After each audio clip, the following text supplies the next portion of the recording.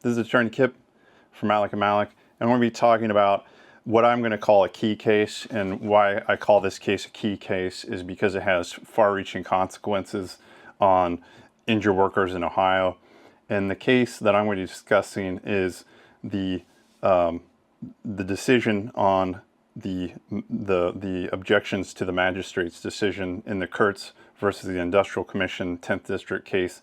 And the case site is 2026-Ohio-824, and the decision was rendered on March 12th of 2026, if you want to look it up. And essentially, the Kurtz case is kind of following upon the Dillon decision, Supreme Court decision. And just to refresh your memory on the Dillon decision, in the past, before Dillon, when an injured worker was found MMI to have reached maximum medical improvement at a industrial commission hearing, most of the time these are DHO, but it could be at an SHO hearing as well, the second level hearing. But if they're found to have reached MMI by the hearing officer in the past, the hearing officer, the injured worker would receive comp until the day of the hearing, and then their comp would be cut off, and that would be that. And so the hearing officer would rely on Dr. X's report from a month or two earlier, and the injured worker, meanwhile, would continue to receive comp until the hearing, and then when the hearing happened, their comp would be cut off as the day of the hearing. So with Dillon changed that, and they changed basically years and years of precedent and from this Russell case. But the Dillon Supreme Court decision said that if an industrial commission finds that the injured worker has reached MMI based upon the report of a medical doctor, then the industrial commission, the BWC rather, can recoup any comp received after that finding of MMI. So if based upon that medical record. So for example, if you went to Dr. X and Dr. X in the independent medical exam or defense medical exam said, hey, Jody has reached MMI as of the date of this examination, and or I find that Jody has reached maximum medical improvement for the allowed physical conditions in her claim, and the date of that exam is March 1st of 2026, for example, and the BWC files a motion to terminate TT, and then that goes to hearing on May 1st of 2026, then the industrial commission may say, hey, comp is terminated based off of Dr. X's report, and Dr. X found that Jody was MMI as of March 1st. So any comp received after March 1st up through the date of the hearing of May 1st of 2026, there's an overpayment. And the problem with this for injured workers in Ohio is that this is going to impact basically every injured worker, because you're never going to be in a situation where you have the defense medical exam on, April 2nd, and then you have the actual hearing to find them MMI on April 3rd. So every injured worker is going to be carrying this baggage of an overpayment. And does the injured worker really understand that? No, because about 100% of injured workers call us. They'll get these letters from the BWC saying, hey, it says I have an overpayment. What does that mean?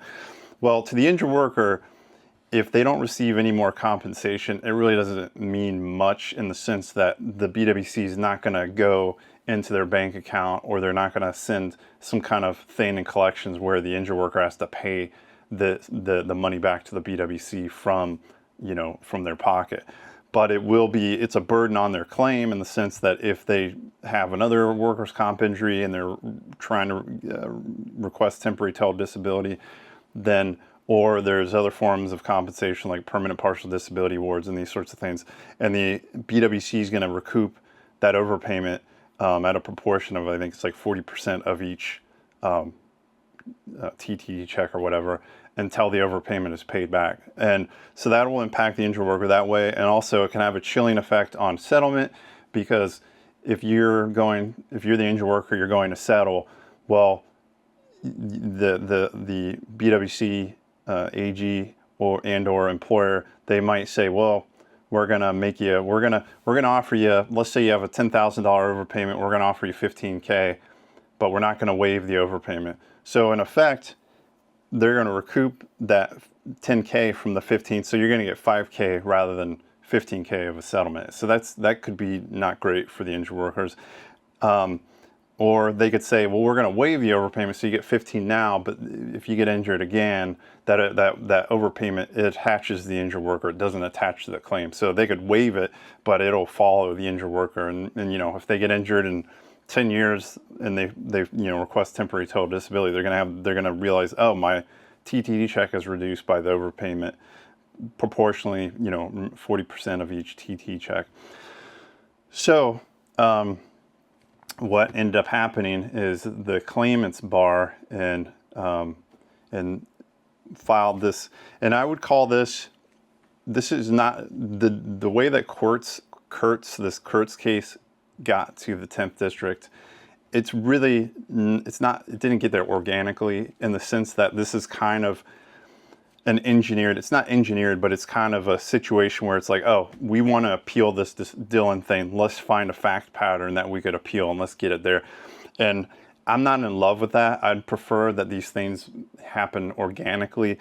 And also, I like it, if you ask me, I like it when a fact pattern or things are appealed that have good facts, or when I say good facts, there's some justice behind what the person is doing, and you could judge the facts in this case, and I'll let you judge yourself. But I don't know if it's the greatest fact pattern to play with, and I think when you don't have a justice angle behind it, the narrative, you just don't have that non-legal thing that's going to push the decision makers, i.e. the judges, to possibly look at your arguments in a more favorable light, because if they're like, well, what's the harm for this specific person, and it's kind of it's kind of weak. Point being is the narrative structure is not as strong. So what we have here is Ms. Kurtz was injured on April 22nd, 2023. The claim was allowed for cervical sprain, thoracic sprain, and lumbar sprain. So the significance of those conditions these are soft tissue conditions. So these are not, in a manner of speaking, and I've read millions of these DMEs, defense medical exams, but generally they'll say, well, soft tissue conditions typically heal within 5 to 6 weeks. And if you think back to yourself, when you've gotten a little, you picked up a box or you've strained yourself, how long are you suffering from that sprain strain? Probably not that long, but nevertheless, that was when the injury occurred. I'm assuming the hearing occurred, the initial allowance hearing happened, and it says it's a commission order, so it was a BWC order. They issued compensation from May 2nd. To July 15th, 2023, and to continue. So as long as she continues getting certified by our medical provider, they would continue paying comp. So on January 30th, 2024, the BWC requested termination of comp, and it looks like either the BWC or the employer in this case had Ms. Kurtz examined by a doctor named Dr. Holzapfel on March 18th of 2024. Dr. Holzapfel found that Ms. Kurtz would have reached, she was MMI for, i.e. she had reached maximum medical improvement for the cervical sprain, thoracic sprain, and lumbar sprain. And then it went to hearing on, looks like April 9th of 2024. And at the hearing officer found that TTD, they found the MMI based upon Dr. Holzapfel's report, and then they indicated any comp that was paid after March 18th, 2024 is subject to the recoupment provision of non-fraud provision of revised code 4123-511K. So, and why do for this soft tissue condition, so what we're looking at here is this individual had gotten comp from May 2nd, 2023 to March 18th, 2024 for just simply sprain strains. And so that's about 10 months and 16 days. It's not a year, but we're getting up to about a year. And then the overpayment is really not that big. It's from March 18th, 2024 to April 9th of 2024. So it's 22 days. This individual is it's like the smallest, the quickest or smallest overpayment I've ever, most of the time when we have overpayments arising out of this situation, you're looking at least 2 months, and this is like less than a month. And the other thing is, just as an aside, Dr. Holzapfel, I find that particular doctor there's a lot of doctors that I would consider shills for either the claimants bar or the defense bar, and I feel Dr. Holzapfel's fairly objective. I've used him as an IME doctor.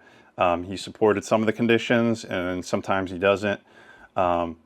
And likewise, he does that for employers in the BWC. Sometimes he supports the allowance of the conditions. Sometimes he goes against it. But it's not, I can't say when something goes to Dr. Holzapfel, I can't say, oh, I paid him, he's going to render the result that I want because I paid him. That's not the type of doctor he is.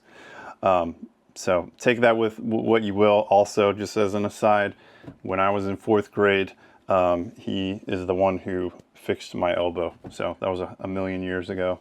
That's just coincidental. Nevertheless, so the law firm representing Kurtz filed this mandamus and to the 10th District, and the magistrate basically, and they filed it under 2 different circumstances. One circumstance was the date of the TTD termination. Basically, they're pushing back against this idea that MMI can be the MMI date can be the date of the diagnosing, the independent medical evaluator, defense medical evaluator's examination. So that's one issue. And then the other issue is this recoupment provision of 4123.511K.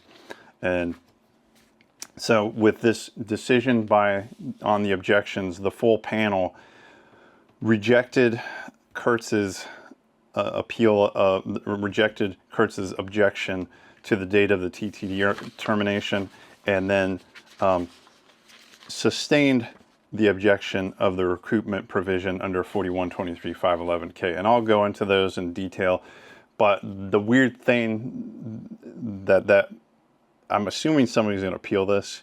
I'm assuming, because I believe the Industrial Commission, represented by the Attorney General's office, prevailed. Well, they prevailed on as to the day of the TTD termination, but they lost as to the recoupment. So somebody was representing the BWC from the AG's office, and I believe it was John Smart. And so on this recoupment thing, he lost that argument. Now, where does that put? What does that do with this whole recoupment thing? It kind of makes it's a weird thing. So now with this case, when there's a hearing trying to find somebody to have reached MMI, maximum medical improvement, now you have a situation where, yeah, the Industrial Commission can rely on the date of Dr. X's exam on March 1st, but pursuant to this decision, this Kurtz decision, they can't recoup the overpayment pursuant to the usual manner that they would, which would be this 511K thing.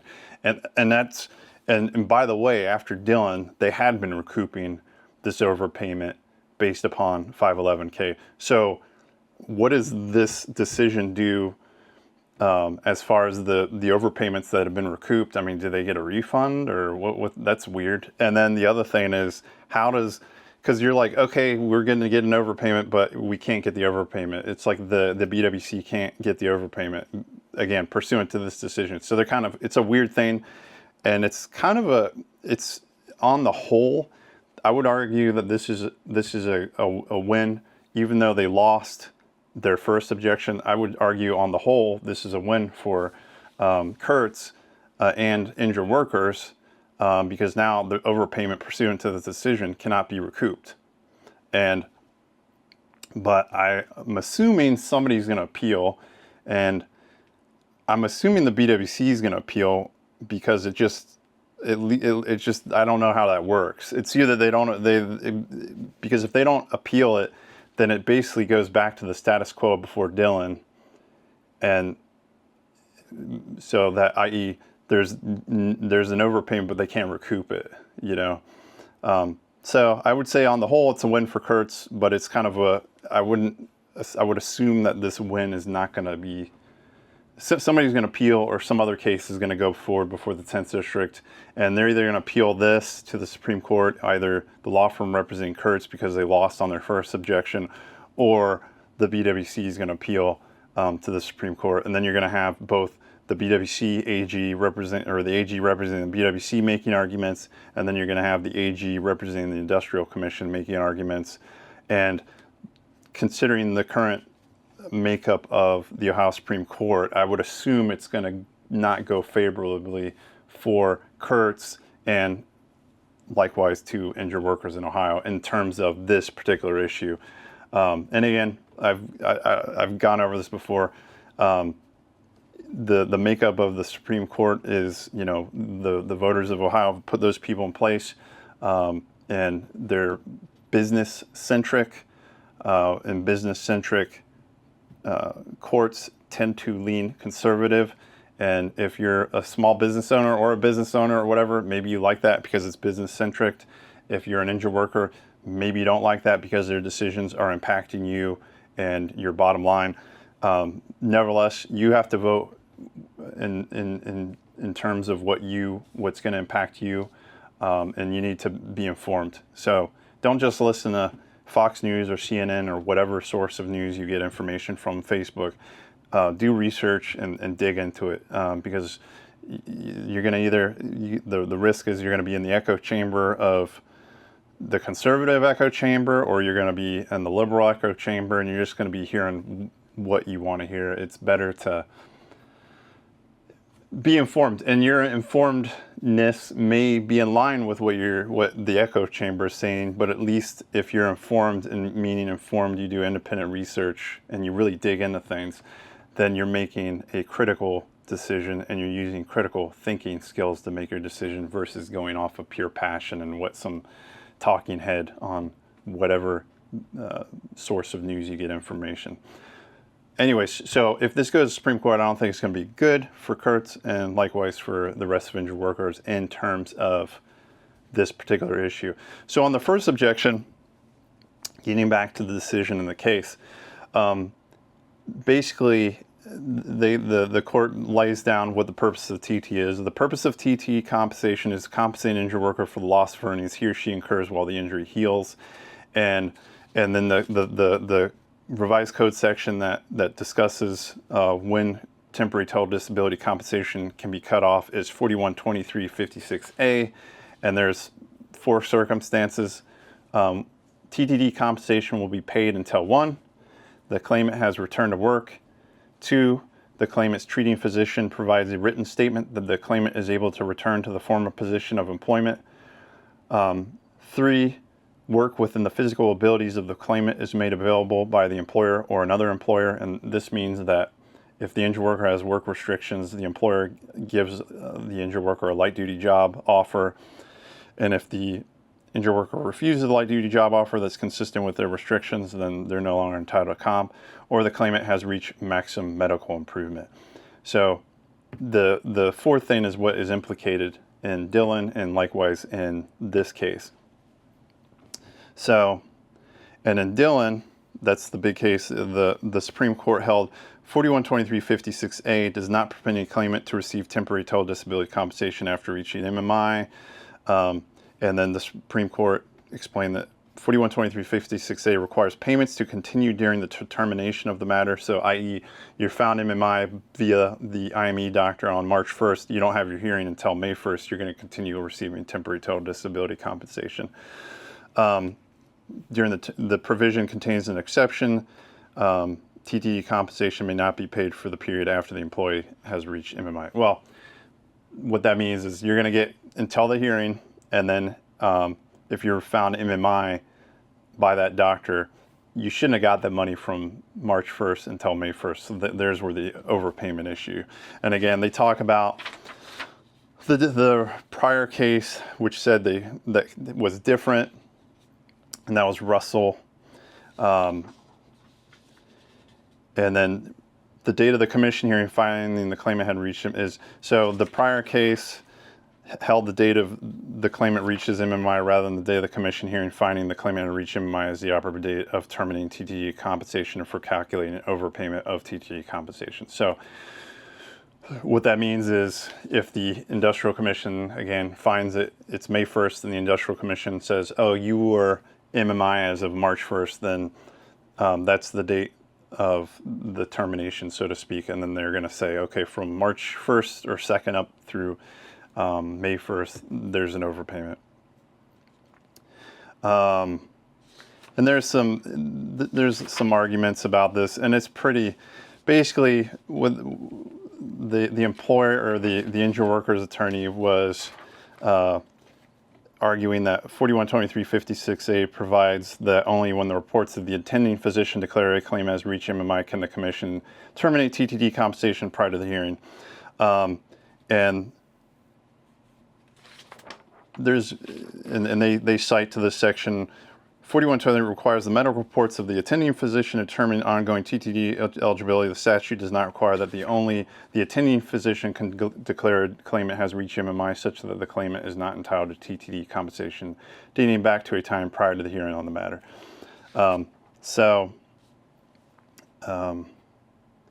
the full panel said, no, when interpreting a statute, and the courts may not delete words used or insert words when not used, and they quote this Columbia Gas case. And that kind of comes back, that statutory interpretation, into this 4123 511K objection. And basically, the full panel cites, Dillon directly answered this question to determine that the date a claimant reaches MMI is the operative date, not the date the commission hearing making the finding that the claimant has reached MMI. Okay, that's simple. Okay, and so they rejected the objection, they upheld the decision of the magistrate. So that's easy. Put that aside. So then, and this is where Kurtz won, is, so there's this idea, there's this issue of, they're discussing something called a straight line appeal. And we have to discuss what is a straight line appeal and as it relates to this decision. So 4123 511K does not allow for recoupment of overpayments issued pursuant to 4123 56A, and instead only allows for recoupment only when TTD compensation was previously allowed but subsequently reversed on appeal. The parties refer to compensation previously allowed but subsequently reversed on appeal as a straight line appeal, describing a situation where a commission DHO grants an initial request for TTD compensation. The employer administratively appeals the award to a commission SHO, and the SHO reverses the award on appeal and declares an overpayment. And they call this a straight line appeal. So going back to Dillon, why this case is not a straight line appeal, because the BWC, if you remember, the BWC issued comp, and if the BWC had issued comp initially and then like that had gone to an industrial commission hearing, and then the DHO had upheld the order granting comp, and the employer appealed or somebody else appealed, and then at the SHO they would have overturned the DHO and said, oh, that person wasn't entitled to comp. What they're saying is that is a straight line appeal type situation, or that's not a straight line appeal rather.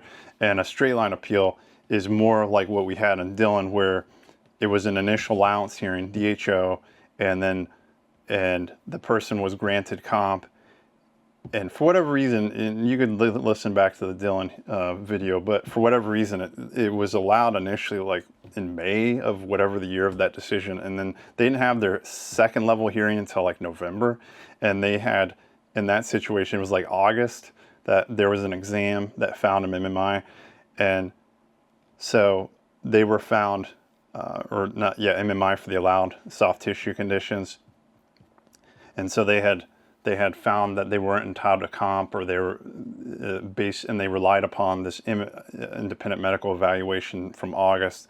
And so that's a straight line appeal. It's an initial allowance order granting comp at the DHO, which was subsequently appealed at SHO. So what Kurtz is saying is that is what the recoupment provision under 4123.511K applies specifically to. And the words in the statute are specifically, if a claimant is found to have received compensation pursuant to a prior order which is reversed upon subsequent appeal. So I guess either a BWC order grants comp and comp is paid, and then that's appealed, then they could recoup compensation in that situation. Or it's like Dylan, where comp is granted at DHO, but that DHO order as to the comp issue is overturned or appealed, then they could recoup comp pursuant to that situation. And again, they're saying that doesn't apply in this situation because this isn't a straight line appeal. You're not going from A to B, and rather this is what we would call like an MMI. It's basically a maximum medical improvement hearing. And the way that these are noticed on the orders are the issue will be noticed as terminate temporary total disability versus an initial allowance order or hearing. And so this, Kurtz is arguing, is not a straight line appeal. And then they further highlight from the code under 4123.511K4, only with respect to an order to pay compensation that was properly paid under a previous order, which is subsequently reversed upon administrative or judicial appeal. So again, the order issues comp to be paid, and then that directly from that order, it's appealed, and that appeal results in overturning of the prior order. And so this is not that situation because comp was granted, nobody appealed, or their appeal was overturned. And so this is a new order, and the order in this situation is specifically just to find MMI or terminate temporary total disability. It's kind of nerding out, but that's what's at issue. And so remember how we talked about the statutory construction bit in the first objection? Well, they're coming back to that with this. The cornerstone of statutory construction and interpretation is legislative intention. And in order to determine legislative intent, it is the cardinal rule of statutory construction that a court must first look to the language of the statute itself. And they cite a number of cases, but this one case from 1944, Sears versus Weimar.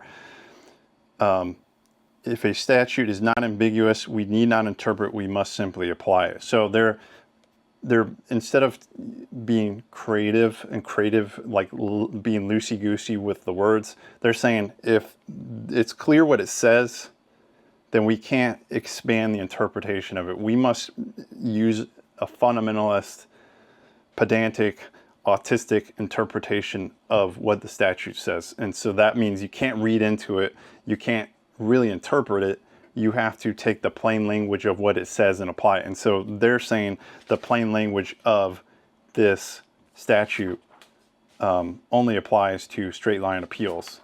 And so it doesn't apply to this situation.